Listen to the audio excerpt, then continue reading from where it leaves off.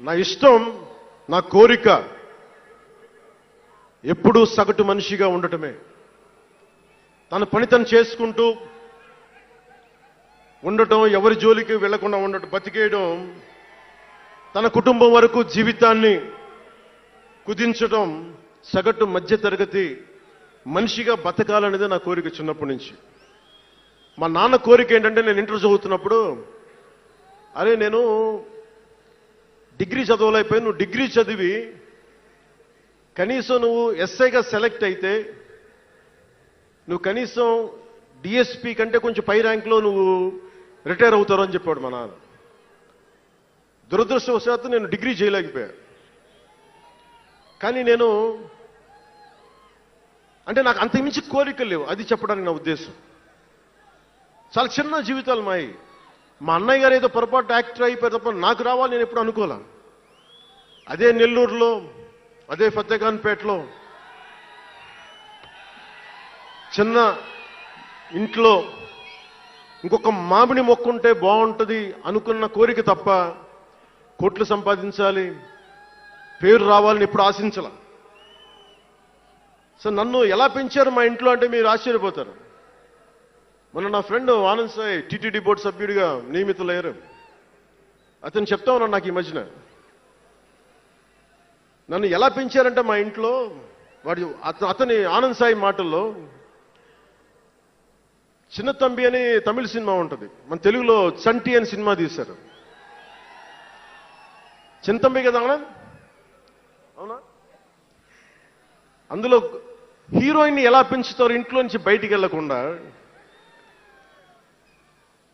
చంటిలో heroine మీనాని ఎలా పెంచారు ఇంట్లో నుంచి బయటికి వెళ్లకుండా, మా ఇంట్లో నన్ను అలా పెంచారు. వీడి బయటికి వెళ్తే ఏమైపోతాడో, సున్నితమైన వ్యక్తి, వీడికి ఆస్తమా ఉంది, వీడికి ఇలాంటి పరిస్థితుల్లో నన్ను ఇంట్లో నుంచి కదలనివ్వకుండా, ఎక్కడికి వెళ్ళనివ్వకుండా, ఎక్కడికన్నా బయటికి వెళ్తే పంపించారు. ఒకరోజు చెన్నైలో నేను అన్నానగర్లో కంప్యూటర్ ప్రోగ్రామింగ్ కోర్స్ చేసేవాడిని ఒక సంవత్సరం పాటు. ఆ ప్రోగ్రామ్ ఫైనల్ చేసే పరిస్థితుల్లో టైం 10:30 అయింది, 10:30 రాత్రి. ఇంటికి వెళ్ళడం గంట లేట్ అయింది. అంటే మనం సాయంత్రం 6 గంటలకల్లా వెళ్ళిపోవాలి. ఆ రోజు 10:30కి వెళ్తే చెప్పా పెట్టకుండా, అంటే మన కొంచెం లేట్ అయింది ఎగ్జామ్స్ వల్ల. ఇంటికి వెళ్ళేటప్పటికి ఎలా ఉంది అంటే, ఇంట్లో ఆడపిల్ల వెళ్ళిపోతే ఇల్లు ఎలా ఉంటుందో, 10:30కి నేను ఇంటికి వెళ్తే మా అన్నయ్య షూటింగ్ నుంచి క్యాన్సిల్ చేసుకుని వచ్చేస్తా ఉన్నారు. మా వదిన ఇంట్లో హాల్లో ఉంది, మా నాగబాబు వీధి బయట తిరుగుతూ ఉన్నాడు. మొత్తం అందరూ ఏమైపోయాడు, ఎక్కడికి ఏమైపోయాడని. నేను ఎగ్జామ్ రాసి వస్తున్నాను, బస్సులు దొరకలేదు నాకు, 2 బస్సులు మారి రావాలని చెప్పాను. నాకు కార్లు లేవు ఆ టైంలో. అంటే అలాంటి నన్ను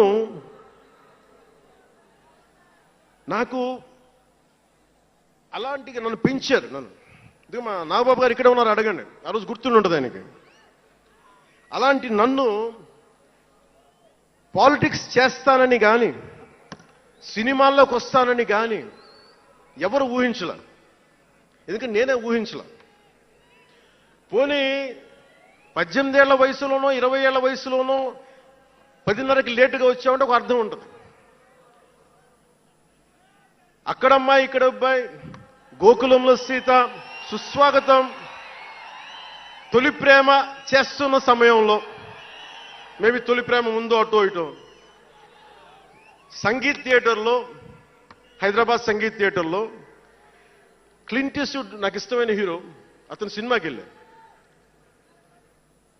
బ్రిడ్జెస్ ఆఫ్ మాడిసన్ కౌంటీ అని ఒక ఇంగ్లీష్ నవల్ ఆధారంగా తీశారు. అది నాకు ఇస్తుంది ఆ నవల్. సో ఎలా తీశారని చెప్పి నేను షూటింగ్ రిలీజ్ కూడా అయిపోయినట్టుంది తొలి ప్రేమ.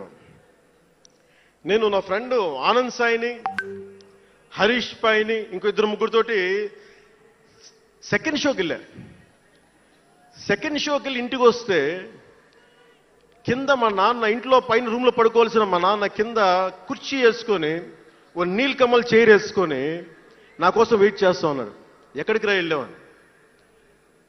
షూటింగ్ అన్నాడు. షూటింగ్ అన్నాడు, సినిమాకి వెళ్ళానంటే ఆయన ఎట్లా తిట్టాడంటే నన్ను, నేను చాలా తప్పుడు పనులు చేసేస్తున్నట్టుగా, ఏదో బార్లో కూర్చొని తాగేసినట్టుగా.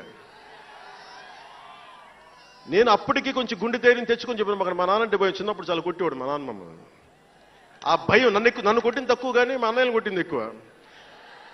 సో యముడికి మొగుళ్ళలో ప్రసాద్ బాబు ఉంటాడు. చిరంజీవి గారు పక్క వ్యక్తిని కొడితే ఇతను లైన్లోకి వచ్చేస్తాడు, అక్కడ నేను డిసిప్లిన్లోకి వచ్చాను. అట్లాగే వీళ్ళని కొడితే నేను డిసిప్లిన్లోకి వచ్చాను, నాకు ఆయన కొట్టక్కర్లేదు, నేను డిసిప్లిన్గా ఉంటానని. సో నాకు మా నాన్న చూడగానే భయం వేసింది, కొడతాడా గబుక్కున బాగుండదేమో అనుకునేవాడిని. నేను చెప్పాను కొంచెం బలం తెచ్చుకొని, 3 సినిమాలు హిట్లు వచ్చినాయి, 4వ సినిమా రిలీజ్ అయ్యి హిట్ అయిన తొలి ప్రేమ. నానా నేను హీరోనన్న సంగతి కూడా మర్చిపోకు, నువ్వు అర్థం చేసుకో అని చెప్పాను. ఇంకా ఎక్కువ తిట్టాడు. అంటే మా నాన్న తిట్లు ఎలా ఉన్నాయంటే చెప్పలేను కానీ, ఈ అర్ధరాత్రి అపరాత్రి తిరుగుళ్ళు ఏంట్రా, ఈ సెకండ్ షోలకి వెళ్ళడం ఏంటి, ఏదో హీరో అయ్యావు అయితే అన్ని లిప్ చేసేస్తావా అని తల ఉంచుకొని పైకి వెళ్ళిపోయాడు. అంటే అలాంటి నేను ఇన్ని కోట్ల మందికి సంబంధించిన పాలిటిక్స్ చేయాలంటే భగవంతుడు రాసిన రాత కాకపోతే నేను కోరుకున్నదా కాదు అది. అలాంటి వాతావరణంలో పెరిగిన నేను ఈ సినిమాలు ఏంటో, ఈ పాలిటిక్స్ ఏంటో, పార్టీ పెట్టడం ఏంటో అని అనుకుంటే అంటే ఇందాక ఎందుకు బయటికి వెళ్ళానంటే ఇవన్నీ ఆలోచిస్తున్నా. ఇదంతా భగవంతుడు మాయ తప్ప నాది కాదు నాకు తెలుసు.